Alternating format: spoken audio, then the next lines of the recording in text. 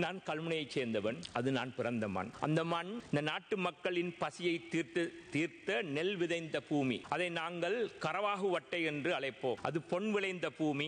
சர்வதேச புகழ்பெற்ற மகாகவி எங்கள் ஊரைச் சேர்ந்த சோலைக்கிளி இதை பொன்னாலே புழுதி பறந்த பூமி என்று வர்ணித்தார். அந்த விவசாய பூமியில் இன்று பாராளுமன்றத்தில் ஒரு ஜனாதிபதி சட்டத்தரணியாக நிறுத்திருக்கின்றது அந்த விவசாய பூமி தான். அது உண்மை. ஏனென்றால் எங்கள் பிரதேசத்தின் வளமான பொருளாதாரத்தின் பின்புலம் அந்த கரவாகு வட்டை. ஆனால் இந்த பொன் விளைந்த பூமி, அந்த கரவாகு வட்டை இன்று தண்ணீரில் நிறைந்த ஒரு கரவாகு ஆறாக மாறிவிட்டது. பிரதம மந்திரி DS சேனாநாயக்க கேட்முடியார் MS காரியப்பரின் ஒத்துழைப்புடன் உருவாக்கிய சேனாநாயக்க சமுத்திர பாரிய நீர்ப்பாசன வேலை திட்டம் அம்பாறை மாவட்டத்தில் பல்லாயிரக்கணக்கான புன்னிலங்கள் அல்லது வறண்ட பயனற்ற நிலங்களை நெல் கதிர் விளையும் வயல்காணியாக்கியுள்ளது.